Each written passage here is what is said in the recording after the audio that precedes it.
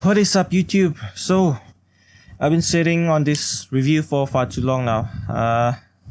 Maybe my excuse could be that I've been actually waiting for lockdowns to reopen so that I can test these out properly, but my backyard will have to do for the past few weeks. So that's enough of that. Stay tuned as I'll cover the aspects that I like about these shoes and what bugs me the most. I'm Noel Jinguli, and this is the review of the Under Armour Torch Low.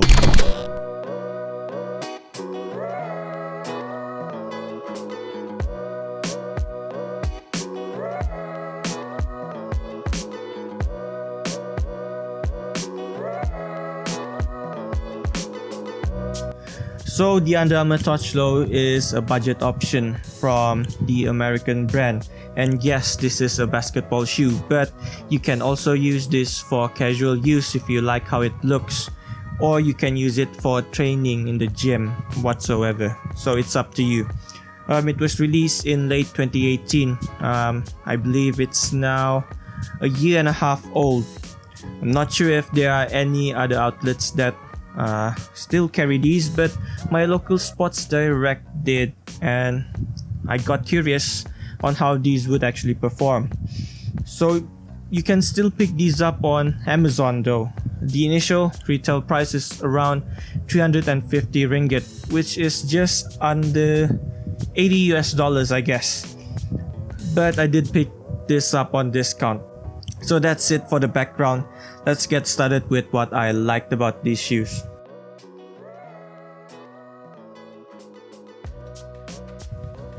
So material wise, according to Under Armour's own website, the upper is made out of engineered mesh. So for me, it provided ample breathability and flexibility for my feet to move around naturally without getting too hot that I can't stand it.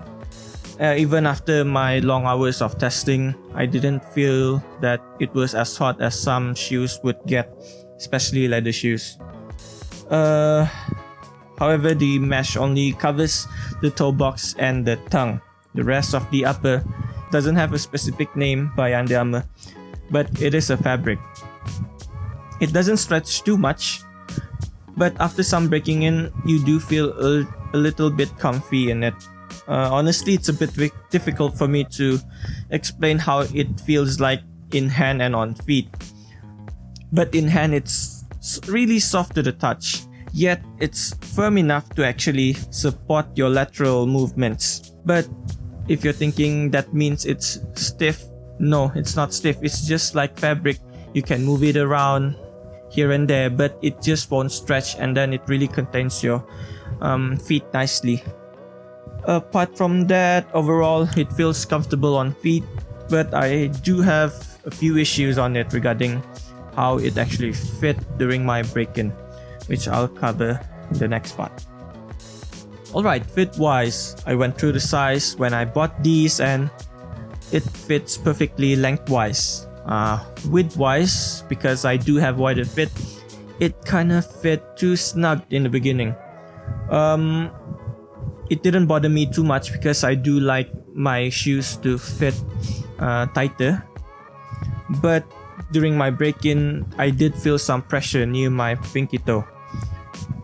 This is concerned with the materials. Again, going back to what I wanted to explain.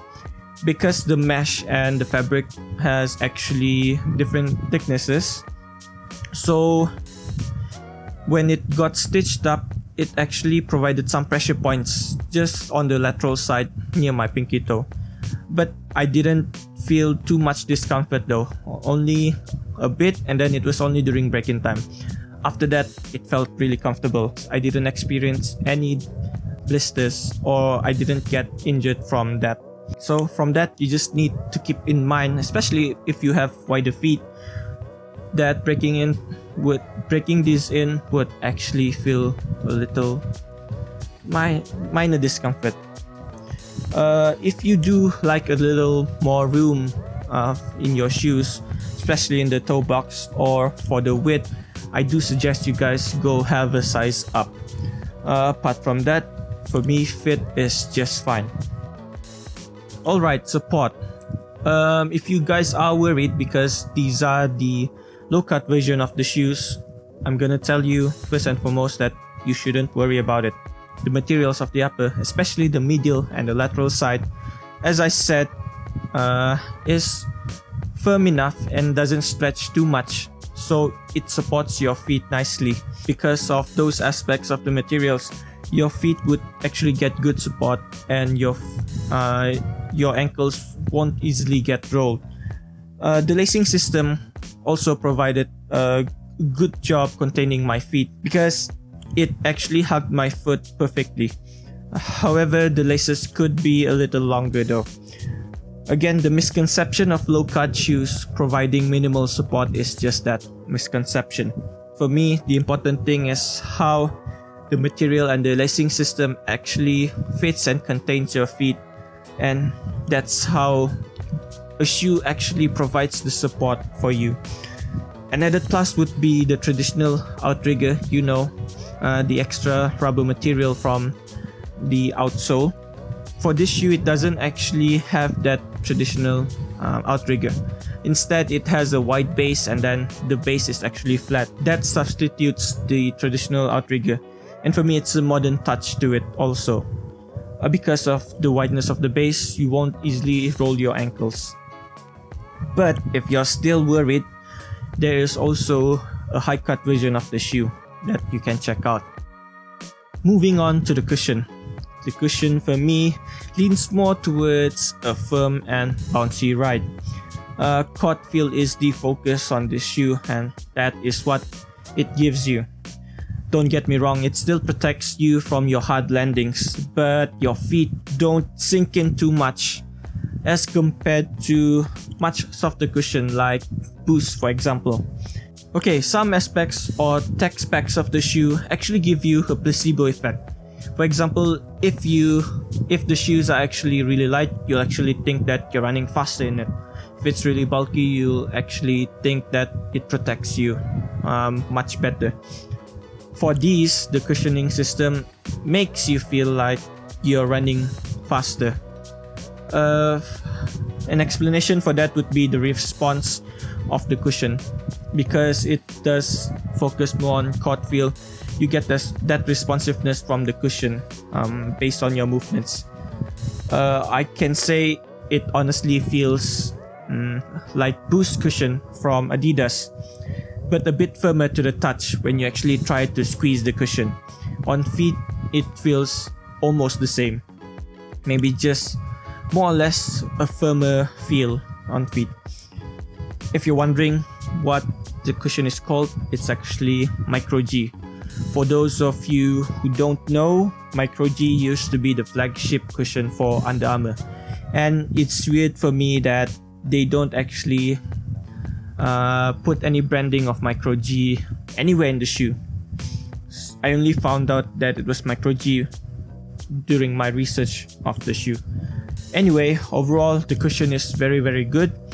I can say it's not for the person who wants the best impact protection, but it is for those who want a minimal feel and more court feel for their shoe.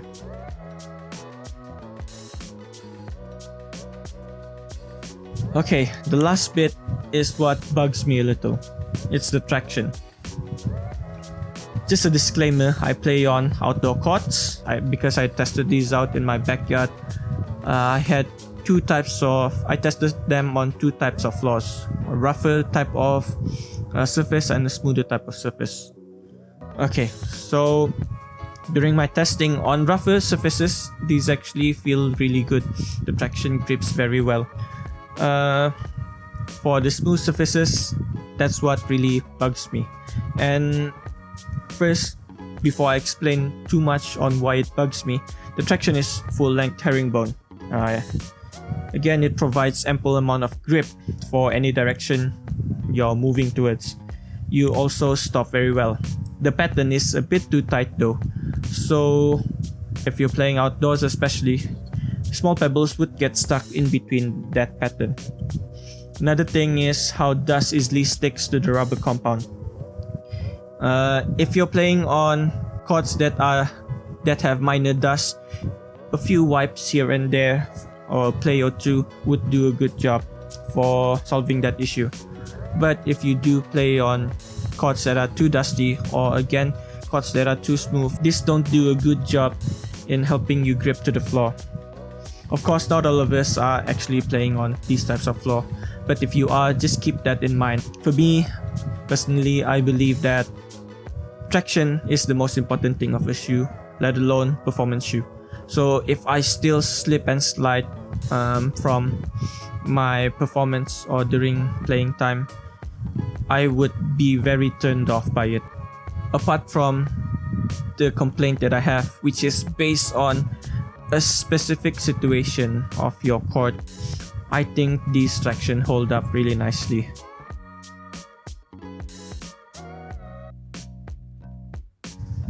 Alright, conclusion. First, if you're wondering if these are durable enough, the whole shoe I mean, I can't say for sure. Each player has different play styles, so your miles will vary. Okay, for the money, these are very good shoes. Every aspect of the shoe has positives that actually outweigh the negatives. Apart from the traction, of course. That's just something you'll need to decide for yourself based on your cords and all. Overall, I really like the shoe. It's just a bummer for me that my cord is degrading much worse than I really thought. So that's it for the review, guys. Make sure to hit that like button and subscribe for more content. It'll really help me motivate myself to put up more videos for you guys. Lastly, I'm aiming for at least 100 subscribers by the end of the year. So please subscribe if you randomly stumbled on this video. So I'm Noel Jinguli, and this was the review of the Under Armour Torch Low. Bye.